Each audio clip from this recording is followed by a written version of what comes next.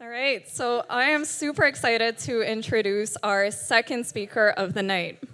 Her 3 fun facts. She has to eat Skittles in even numbers. She was on a panel with Beyonce's dad, and she is a diving instructor. How cool is that? Everybody, please help me welcome Fatima. Come on up and share your fuck up.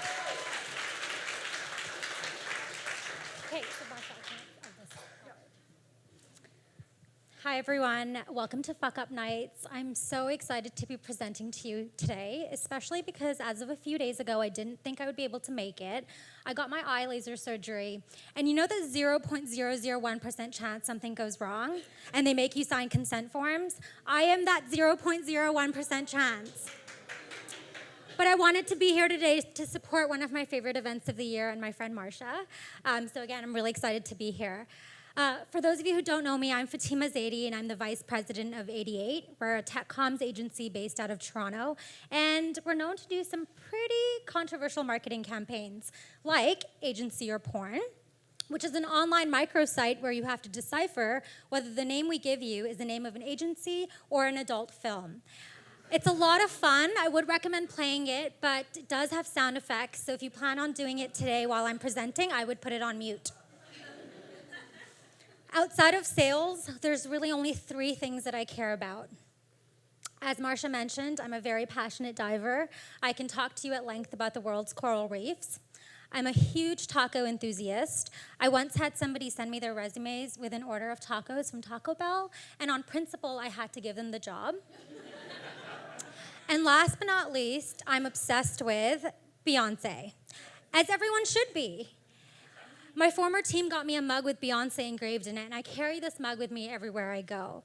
And this is a true story. A few months ago, I walked into a creative industries panel event that I was speaking at, and I sit down on the panel, and there's a gentleman sitting next to me, and he turns to me, and he's like, "Hi, nice mug. You know, that's my daughter's name." And I'm like, "Oh, that's cute. You named your daughter after Beyonce? Sounds like something I would do." And he's like, "No, honey. Beyonce is my daughter." And that is the highlight of my sales career.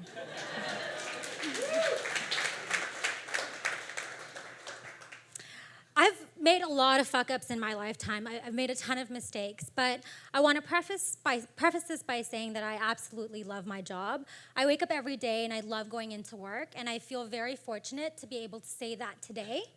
But the road to here wasn't exactly linear. I started very late, and I toiled in multiple jobs that I've hated for too long, and I'm sure that's a sentiment shared amongst many of us. And, you know, it's interesting because I've always wanted to become an entrepreneur and start taking risks early, which is strange because back then being an entrepreneur wasn't sexy like it is today. My dad was a government worker, my mom was a stay-at-home mom, and I had no access or exposure to it, and there wasn't Shark's Tank or Dragon's Den to make it look glamorous like it is today. But I knew that that's what I wanted to do, and I wanted to be my own boss. But I'm the 3rd daughter of an immigrant Pakistani and Afghani parent, and the options were pretty limited. It was fast-track university that you had to put yourself through, and then you had to become a doctor, a lawyer, or a banker. Well, fortunately for me, I wasn't smart enough to get the grades qualified to get into those professions. So my parents had to settle on the 9-to-5 corporate shtick in HR, which 1, I hated, and 2, was never very good at. I then made a very pivotal mistake early on in my career.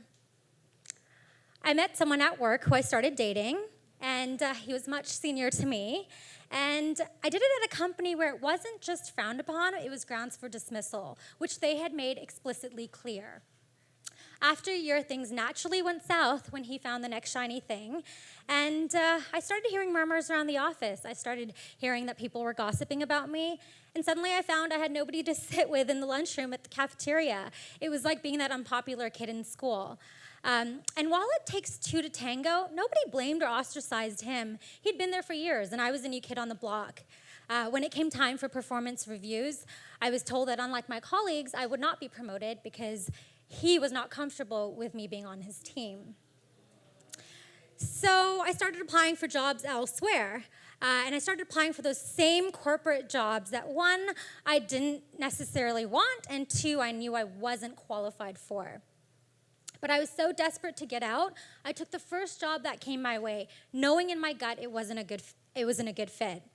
Has anyone here ever turned a blind eye to a job description when it says must be bilingual and you know you're barely conversational in French? Or must be proficient in Python and the only thing you're proficient in is Microsoft Office? Well, I decided to turn a blind eye to the entire job description. How I managed to convince the HR recruiter that I was the master of e-learning when I possessed zero technical skills is beyond me. But that was probably my first clue that I was meant to be in sales. In my naive state, I thought that I could just teach myself on the job. How hard can it be, right? Wrong. One of my first tasks was to create an e-learning deck for the entire HR team, and despite my best efforts, I completely bombed it. I knew things were really bad when they asked me to leave the room halfway through. They thought it was a complete joke. And ultimately, my manager had to step in and redo 90% of the materials that I had created. We had to completely push back a mandatory training session for a cohort of 50 new hires, and the company lost a week and a half of productivity, which for the corporate giants is an obscene amount of time. At that point, things had caught up with me. It'd become clear to them they'd caught up with my facade, and they realized I was no master of e-learning. And it had become clear that I didn't possess the technical skills that I had otherwise bragged about in my initial job description and job interview, and I was promptly fired. I thought the most humiliating part of my career would be being sent out of a presentation in front of a senior exec team, but I was wrong. Being walked out the next day by HR in front of all of my colleagues in an open concept office with tears rolling down my face probably took the cake. I was humiliated, I was embarrassed, I had no self-confidence, I didn't know how I would ever have the faith to start over, but maybe that was the calling card that I needed, because no moment was ever gonna feel as bad as that moment right then. And did I get over it? No, absolutely not. To this day, I carry that chip on my shoulder. Being fired equated to not being good enough and not being smart enough, and I'll probably live with that forever. But the silver lining is it really did light a fire in me to prove my self-worth. I really learned a hard lesson that day on resilience and bouncing back. And you know, the funny thing is I fell on my feet that day, or ultimately fell on my feet. I took the time to think about what I wanted to do, and I fell into sales. For those of you who know me know that's like truly my passion and calling in life. And it's also ironic because it's a failure of business. It's a business of failure and rejection. And I ultimately also became an entrepreneur. So in hindsight, that was the day that my career started. So there are really 3 hard lessons that I've learned throughout my entrepreneurial journey. The first is your parents don't always know what's best.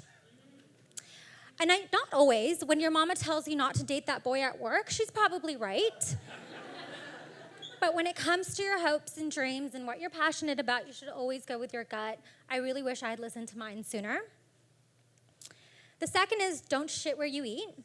Now, I'm not saying don't date that boy at work, but if your company has policies, don't try to live life on the edge. It usually comes around full circle. At the very least, don't date your boss's boss. Always a good policy to live by.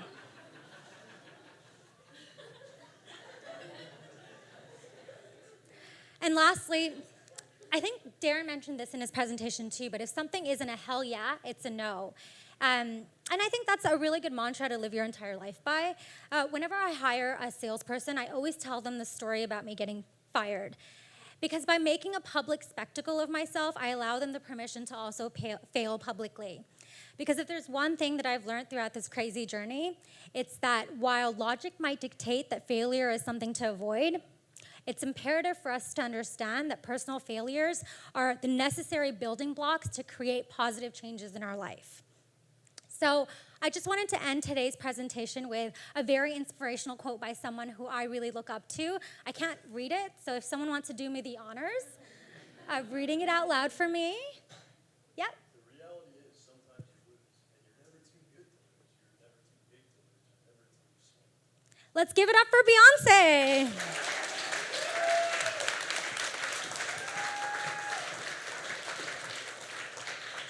That was amazing. Thank you so much, Fatima. Incredible story.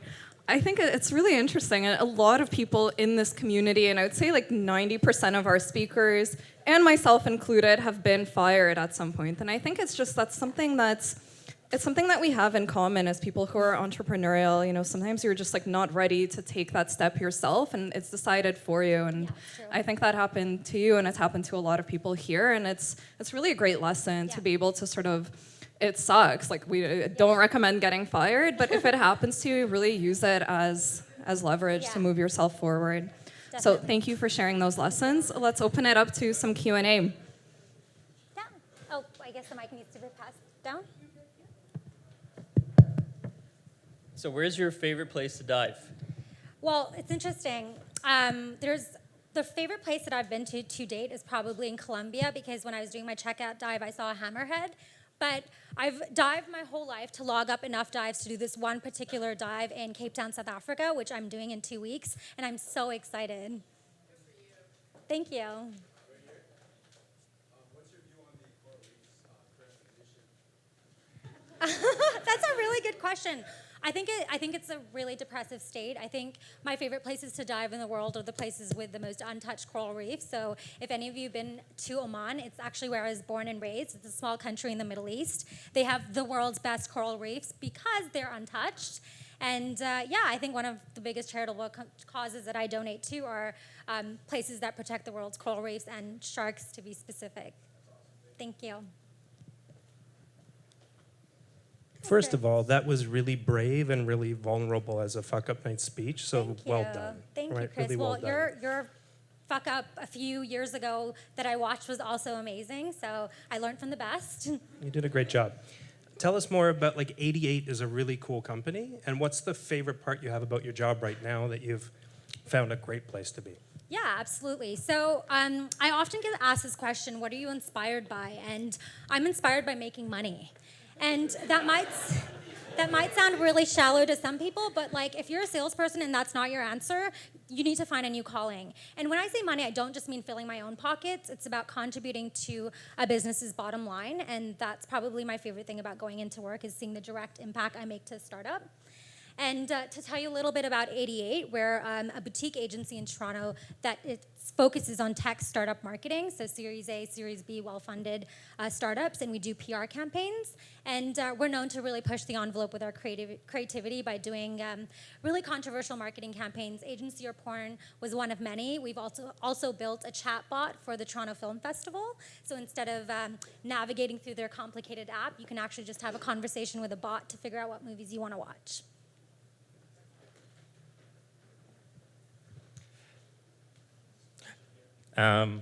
Did you ever think of suing that company that kind of stopped you from progressing upwards due to the romantic relationship? You know, I didn't. I really didn't, because, you know, the same guy who dumped me to date the next person he hired ended up paying for a conference ticket to hear me speak 4 years later. So, thank you. Success is the sweetest revenge. One down here. Okay. Oh, sorry. So you talked about sales being your calling, and I was just wondering what advice you have to give people who are looking for their calling, what kind of callings they should be looking at. Yeah, definitely. There's a lot I can speak to. I think there's so many components to a good salesperson, but I would say I've learned two things along my sales journey. The first is the best way to be a salesperson is to not be a salesperson. It's really about developing thought leadership and credibility. And the second thing that I would say is don't be afraid of personal rejection and failure. I find that oftentimes people are scared about the no's and putting themselves out there, and eventually those no's will translate into yeses, and it creates a snowball momentum. So don't take those rejections personally, and instead approach it analytically and work backwards to fill your sales quotas. Okay, let's do one last question. You back there, we can pass it down just right behind you there.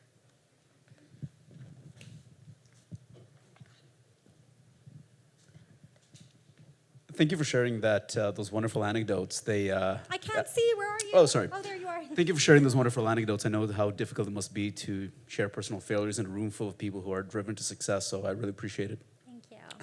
wanted to ask you about some of the coping strategies that you use to develop your strength of character after a major failure.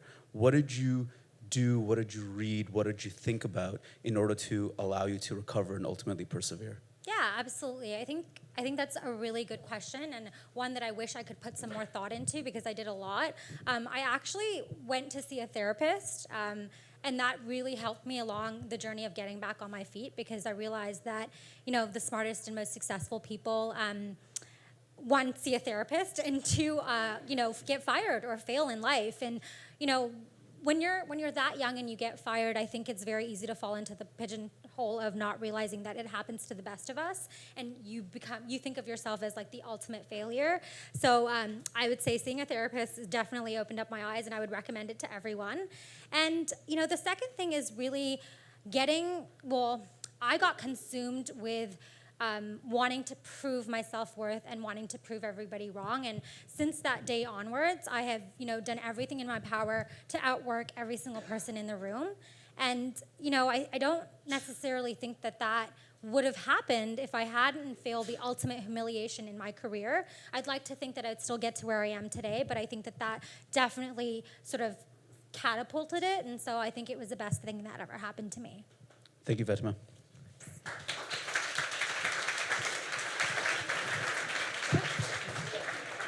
Thank you so much again, Fatima. That was a really great story, really great questions from all of you. And I just want to say all the speakers will be sticking around for a little bit after the talk. So